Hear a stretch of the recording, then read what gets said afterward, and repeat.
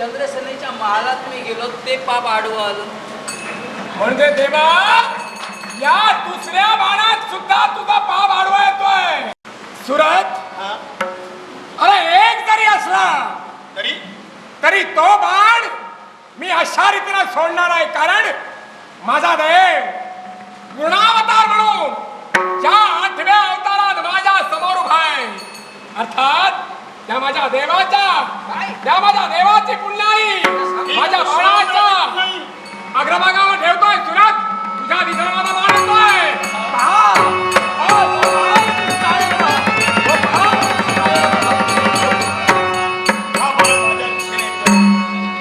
मला वाटतं एका क्षणाला विसरला हा माझा प्राणाचा वेध घेणार आहे. एका क्षणाला हा सगळं समोर पडणार आहे. पण मी मनोमनी तुझी भक्ती केली आहे. या माझ्या दैत्य देवाची भक्ती केली आहे. मी सत्यवचनी असेल, दिलेला शब्द पाळणारा जर असेल, जितेंद्रिय असेल तर याला प्रतिकार करून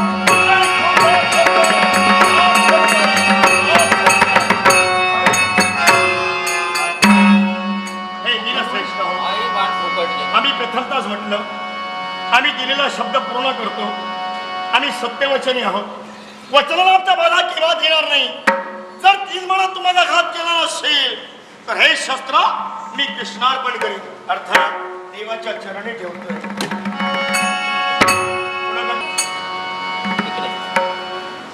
अरे यावेळी माझ्या 8व्या अवताराची पुण्याई तू ठेवली. कुठंतरी हा बाण तुटलाय, पाप आडवंही आलं असेल. आणि याला कारण काय असेल? कारण देवाला माया नाही. मायेची माणसं जरी असली असेल आणि आसुरवृत्तीनं वावरू लागले असेल तर त्यांचा योग्य तो शेवट करणं हे देवाचं काम आहे. आणि त्यातल्या त्यात माझ्या कौस मामाचा मी घात केला, ते पाप आडवं आलं म्हणून हे असं घडलं. पण असं असून सुद्धा निराश होऊ नकोस. निराश होऊ नको. ज्या माझ्या सांप्रतच्या अवताराची तू पुण्याई ठेवले तो बाण तुटलाय, पण त्या बाणाचा अग्र ते पहा एकसारखा आकाशात एकसारखं काय त्या बाणाचं अग्र एकसारखं आकाशात फिरवितंय. देवा बोल म्हणतोय. ते बाणोत्तर खंड जर का त्या अवकाशात फिरवित असेल तर देवा सांग काय करू म्हणतोय. यावेळी युद्ध चालू आहे ते तुमचं दोघांचं आहे. हे अग्र म्हणजे काही सामान्य नव्हे. हे भूमीवर जर कुठेतरी पडलं असेल आणि याच्यात नाहक कुणाचा बळी गेला असेल तर त्याला काय करणार. म्हणून एकच कर, काय ते ज्याची बोटं त्याच्या नेत्रात घालणं महत्वाचं. याच्यासाठी या सर्व अग्राला गती दे आणि यावेळी सुरताचा शेवट कर. मग देवा तुझं एक सगळं प्रमाण आहे. हे वीर ठरलंय ना. अरे हा मी अग्निदेवीला करणार आहे. जेणेकरून साराला कळेल केलेल्या प्रतिनिधीला ठेवलेल्या प्रमाणाप्रमाणे अग्निदेवीला करणारा आहे. पण ज्या बाणाचं अग्र या अवकाशात फिरवित आहे, अर्थात त्या बाणाचं अग्र तुटलेलं अग्र ते पडून सैनिकाची हानी नव्हे म्हणून सावधान. सुरत सावधान म्हणतोय.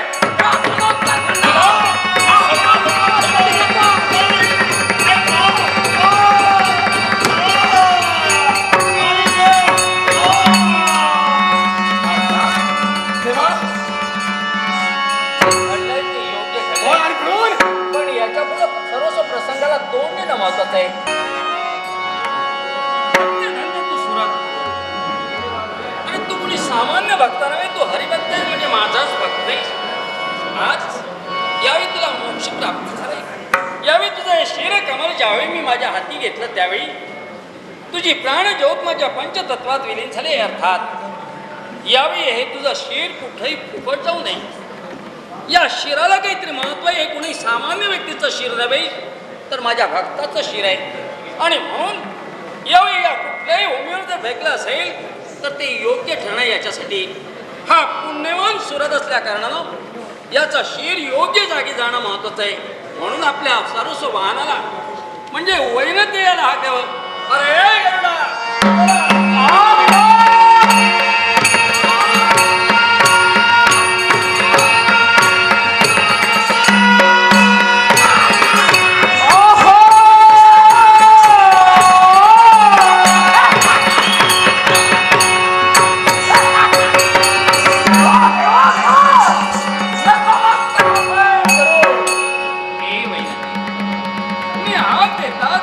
हाकेसरशी तू इथपर्यंत धाव घेतली. ध्यानी असं काय झालं तुला नक्कीच विश्व भ्रमंती करायची असेल. आजच्या दिवशी? म्हणूनच तू मला इथं पाचारण केलंय. आजच्या दिवशी तर मुळीच नाही. आज नको. महत्वाची जबाबदारी तुझ्यावरच संपवायची आहे. महत्वाची जबाबदारी मी जबाबदारी घेणार आहे, तुझ्यावर जबाबदारी संपवायची. देवा तुलाही मिळतंय. जी जी जबाबदारी तू मला दिलीस योग्य त्या रीतीनं मी परिपूर्ण केली आहे. मग आज अशी कोणती जबाबदारी माझ्या माती आहे? अरे यावेळी युद्ध चालू होतं ते पार्थाचं आणि सुरत. हौसलोज राजकर्त्याचा सुपुत्र सुरत याचं युद्ध चालू असताना त्याचं शिर धडा वेगळं पार्थानं केलंय. पण हा सुरत म्हणजे कुणी सामान्य तो यावेळी पुण्यवान राजा आहे. आणि असं असताना पुण्यवानचा शिर कुठेही फुकट जाऊ नये याच्यासाठी हा माझा निश्चित भक्त आहे, हा हरिभक्त आहे. आणि म्हणून याचा शिर मी तुझ्या स्वाधीन करणार आहे. पण हे शिर पण देवा मला एक सांग, हे पुण्यवान माणसाचं शिर तू माझ्या स्वाधीन करतोय, पण या शिराचं मी काय करू? यावेळी तुला एवढंच करायचंय. काय ते? हे शिर घेऊन अरे प्रयाग तीर्थाच्या ठिकाणी जावं आणि त्या प्रयाग तीर्थात हे शिर यावेळी त्या प्रयाग तीर्थात टाकावं. म्हणजे आपण दिलेलं हे शिर कुणाचं म्हणाला आपण? हे सुरताचं शिर आहे. सुरताचं शिर आणि प्रयाग तीर्थी नेऊन आपण ठेवावं अशी आपण मला जबाबदारी दिला.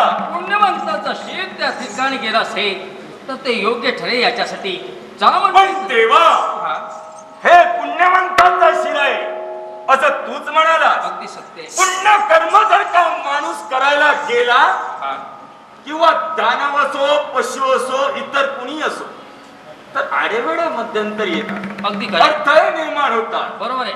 त्याला मी सामोरं जाऊ की नको तेवढं सांग. तू काही कमी आहे? मी कमी नाही, कमी देतो आम्ही. तू माझा वाहन आहेस आणि असं असताना आतापर्यंत तुझे कितवर पराक्रम. मला फक्त एवढंच सांग, समोर कुणी येऊ दे कुणाचा विचार करू नको. ठोसा हात नाही तुझा खासा असेल. होय ना? जसा प्रसंग असेल तसा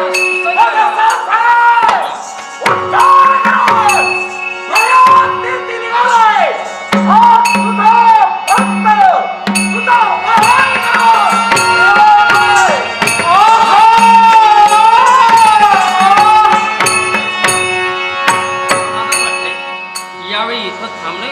पण पुढचा प्रसंग फार बिकट आहे. या प्रसंगाला सुद्धा सामोरं जाणं या कृष्णाचं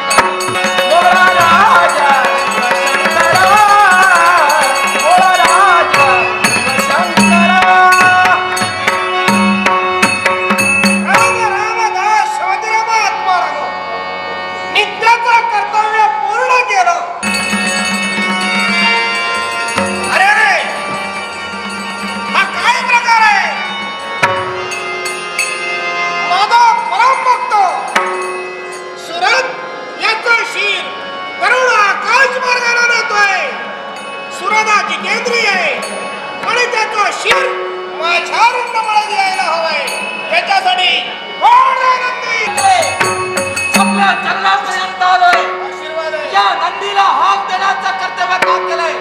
भयंकर प्रसंग घडलेला आहे. असा कोण प्रसंग घडलो पण जेवढ्यासाठी या नंदीला आपण प्रचारण केलं आणि त्या प्रसंगाला तुला सामोरं जावं लागणार आहे. हा माझा निस्सीम भक्त आहे. एवढंच कशाला सुरदा जितेंद्रिय आहे. त्याला सर्व इंद्रिय आपल्यात करून घेतलेली आहे. त्या जितेंद्रियाचं शिर माझ्या रुंडमाळ्यात यायला हवंय. म्हणजे तो जितेंद्रिय असल्या कारणाने त्या शिरकम इतरत्र कुठं न जाता आपल्या रुग्णवाड्यात यावं. देवा आशीर्वाद आहे.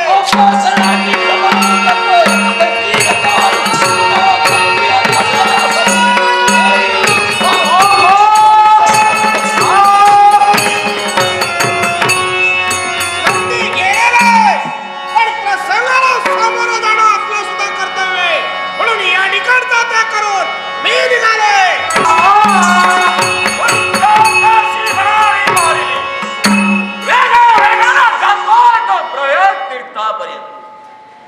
त्या प्रयाग तीर्थात जाऊन हे शिर मला माझ्या देवानं सांगितल्याप्रमाणे ठेवायचं आहे.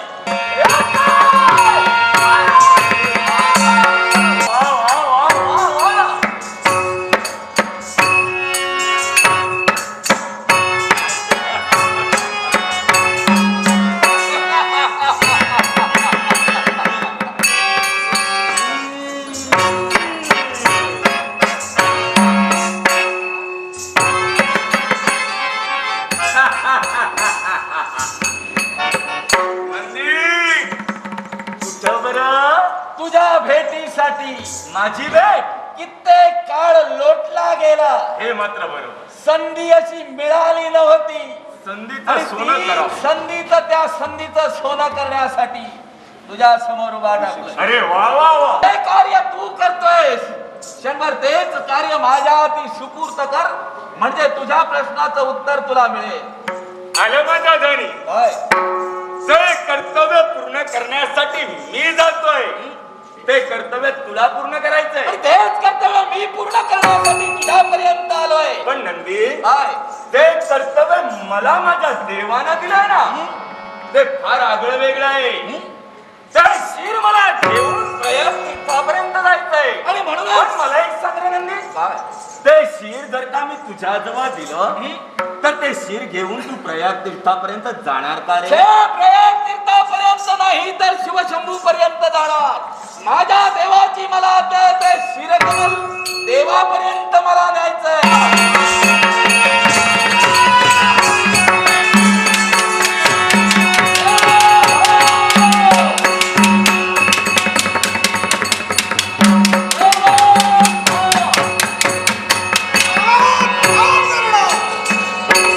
तेव्हा कोणत्या वाहनाचा शेवट होणार याच्यापेक्षा कोणत्या वाहनाचं कर्तव्य पूर्ण करतो याला महत्व आहे की नाही? अगदी बरोबर. मग मला एक सांग पण रे. त्याच कर्तव्याबरोबर तेव्हा मला एक सांग, पाहिजे हे कर्तव्य माझ्या हाती दिलं हे कुणी दिलं रे? देवाला दिलेलं आहे. होय ना? होय. हो, आणि तू काही पैकी ना बाई. कोणीच नाही. तुमचं नातं सुद्धा जवळच आहे. होय तुलाही नात आहे. पूर्णपणे. मग त्या देवाला दिलेलं कर्तव्य योग्य असू शकेल की अयोग्य असू शकेल? देवाला दिलेलं कर्तव्य हे योग्यच आहे. मग देवा, पण ज्या देवानं तुझ्यामध्ये कर्तव्य सोपविलंय तो देवाने मी देव कोणी वेगळा नव्हे असं तू म्हणतोय. मान्य आहे मला. मग आता मी तुला सांगतोय. असं मी म्हणत नाही, तूच म्हणाला. होय तो आणि मी काही वेगळं नाही. खरंय होय ना? खरं आहे तेच आता म्हणणार आहे. तू मला काही ते सांग. एकच हा? तुझ्या हाती हा? जे शिर आहे म्हणजे सुरताचं शिर आहे ते बरोबर. माझ्या स्वाधीन कर. देवा, मला एक सांग रे. देवानं जे कर्तव्य हाती घेतलं ते कर्तव्य माझ्या जवळ दिलं. होय प्रयाग क्षेत्र म्हणजे पुण्यवान आहे खरंय. आणि हे पुण्यवंताचा शिर आहे. ते मला तिथं नेऊन टाकायला सांगितलं. देवानं तुला सांगितलंय. पण देवा मला सांग, पाहिजे हे शिर घेऊन तू काय करणार? एकच हा सुरा जितेंद्रिय आहे. हा? आणि जितेंद्रिय असणाऱ्या व्यक्तीचं शिर माझ्या रुंडमाळ्यात यायला हवंय. याच्यासाठी आता माझी तुला आज्ञा आहे हे शिर माझ्या स्वाधीन कर. अरे एवढा जर तुझ्या आधी पराक्रम असेल तर पाहूया कोणत्या तऱ्हेनं हे सुरताचं शिर तू माझ्या स्वाधीन करत नाही.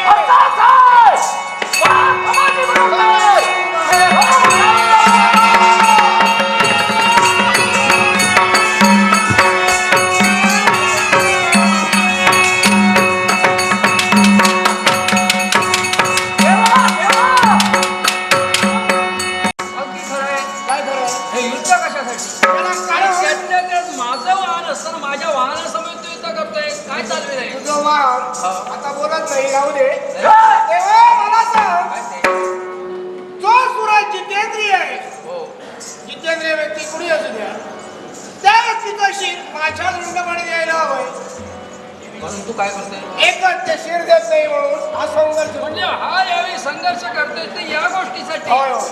अरे प्रयाग क्षेत्रामध्ये देवा तुला कोणी परक नाही. हे जरी सत्य असलं तर जे आहे ते त्या ठिकाणी जायला हवंय. अगदी सत्य आहे. दुसऱ्या ठिकाणी गेलं असेल तर चालणार नाहीये. मग तुझी जर इच्छा असेल यावेळी देवा या वृंदमाळ्यात जर तुझ्या सर्वस्व ते शिर तू होणार असतील होय. तर नागपुराचे यावेळी सर्वस्व वाद आहे तो कशासाठी असेल ते का पुण्यवंतासाठी. मग ते पुण्यवंताचं शिर प्रयाग नगरीत किंवा तुझ्या वृंदमाळ्यात असत असेल तरी मला समाधान आहे. मग ठीक आहे. हा मग देवा ते शिर माझ्या स्वाधीन करा. देव, उगाच संघर्ष करायला लागेल नाही. हे तुम्हा देवांचं मात्र बरं आहे. पण अलीकडे तुला तरी पराक्रम गाजवायला कुठं होते. नाही नाही, म्हणून पुष्कळ पुष्कळ जागा आहे. हा, पण इथं मी मुद्दाम मुद्दाम आला.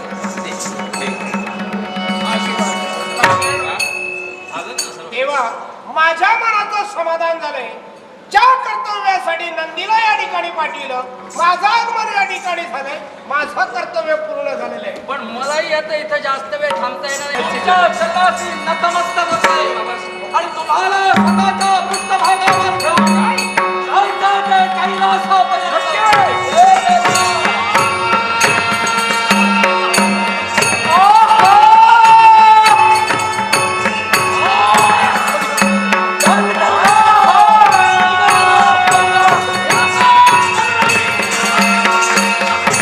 माझ्या साऱ्या पुत्रांचा साखर आहे. एवढा पांडवांचा सेनेचा धुव्वा उडवण्यामध्ये नाश व्हावा.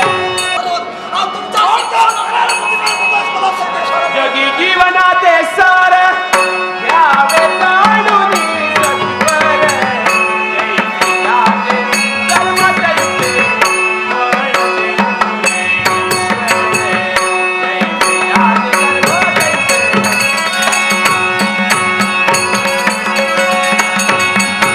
क्षणिक सुखासाठी आपल्या होतो कुणी तीव्रस कुणी त्यागी जीवन आपले दुःख जगी करण्यास देह करीत ते काही आत्मा बोधितो नंदन. याचे कर्म जैसे फळ देऊळे.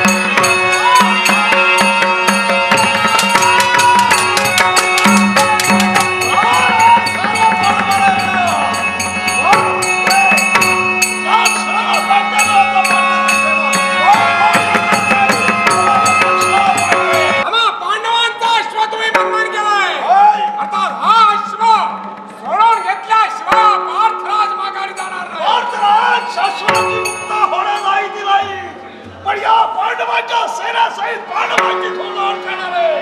कारण ज्या पांडवांनी केलेलं अनुचित कृत्य माझ्या नजरेसमोर आहे. मग ऐका संतोष, पांडवाचं कृत्य पांडवाला केलंय आणि ज्या कृत्याला तुम्ही अनुचित कृत्य असे संबोधता. अनुचित कृत्य समजताय याचं कारण एवढंच आहे. माझा ज्येष्ठ पुत्र म्हणजे सुधर्मा याचं शिरकभर तोडलं. तुम्ही त्याला ठार युद्धात मारलं. मारल्याचं दुःख मला झालेलं नाही. पण माझ्या पोराचा शिरकभर बापाच्या म्हणजे या हौसपणाच्या रथात फेकलं. त्याला धर्म म्हणतात की अधर्म? मग ऐका संतोष, काय काय? हा तुमच्या सुधर्माचं शीर तुम्ही म्हणतात की आम्ही रथात फेकलो. पण ज्यावेळी मी धनुष्याला प्रचंड ओढली त्यावेळी त्याच्या मुखातून कृष्ण कृष्ण कृष्ण हे स्वर बाहेर पडले. आणि म्हणूनच त्याची कृष्ण भक्ती किती आहे हे तुम्हाला समजावी म्हणून त्याचं शीर त्या तुमच्या रथात जाऊन पडलं. आजवर ज्यांची वाहनी पायारी भलता देव होता. सत्येचीच भक्ती सत्येचीच नाती मुक्या मुक्याची वाती. वैरी कोण आहे इथे जगसर मानवा. कोणाचा हजेंडा ठेवावी.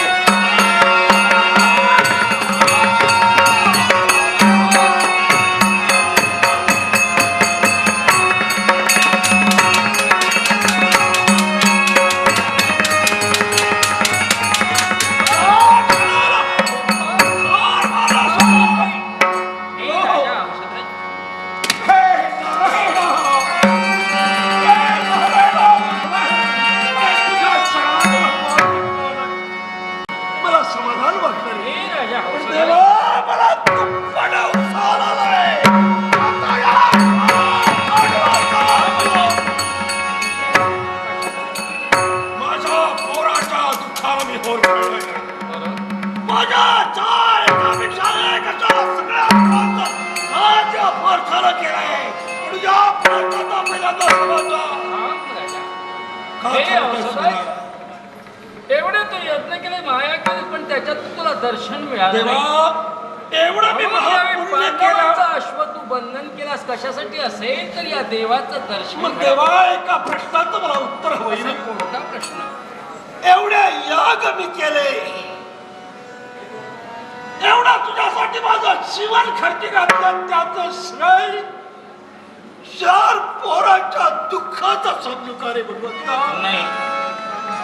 अरे दुःख समजू नकोस. तर यावेळी तुझ्या बाबतीत काय घडलंय हे तर नाही तुला देवा. पाहायचं असेल. मग तू जर मला प्रसन्न झाला असशील, हा. तू जर माझा देव असशील तर माझे पुत्र मला जिवंत आहे. तुझे मुलगे नाहीतर या पांडवांची सरकार नाही. एवढा लक्षात ठेव देवा, मी पुत्र दुःखाला होरपळलाय. आजपर्यंत माझ्या हरीच म्हणजे या देवाची भक्ती करण्यासाठी तयार असल्या अर्थात तुझे पुत्र जर जिवंत करून हवे असतील तर तेही मी देईन. पण यावेळी तुझे पुत्र कुठे हे जर तुला प्रत्यक्षाला पाहायचं असेल तर मी माझा वरद यावेळी तुझे पुत्र कुठे? हे भगवंता, हे नारायणा, नको रे मला माझे पुत्र जिवंत. माझ्या मुलाला तू मोक्ष मिळून द्यावीस आणि तूच म्हणतोयस की देवा या हौसध्वजाला याच्या पुढे या पांडवांच्या सैन्यात सहमत व्हावं आणि पांडवाला मार्गदर्शन करावं. पूर्णपणे पण देवा, जगाचा मार्गदर्शक तू असताना मी कसलं रे मार्गदर्शक? अरे तू कोणी सामान्य नव्हे. तुझ्या जे आहे ते इतरात कुणातही नाही. याच्या पुढचं मार्गदर्शन करण्यासाठी तुझी खरी गरज आहे आणि म्हणून यावेळी या पार्थाचा हात मी तुझ्या हाती देत आहे. सगळं वैश टाकून या पाचही माझ्या पुत्रांचा म्हणजे पांडवांचा मी स्वीकार करतो. पण देवा, हा, माझी एक विनंती, अशी कोणती? काही अल्प कालावधीपर्यंत मला तुमच्या बरोबर नाही येत. कारण माझे पुत्र मृत पावले. असं असताना 12 दिवस पूर्ण होईल तोवर मी तुमच्या समोर नाही येऊ. याच्यासाठी अंत्यविधीचे संस्कार करण्यासाठी मला जायला अनुमती असावी. या राज्याच्या सीमेवर एकसारखा फेरफटका मारते. चहूबाजूला मी पाहते, पण बापरे, हा टापांचा आवाज. अश्व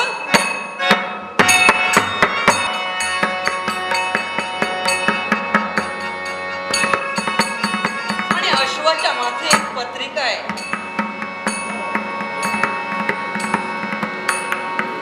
श्री गोपाल कृष्णाय नमः, म्हणजे त्या देवाचं नाव. खरंच माझ्यासारखे भाग्यवती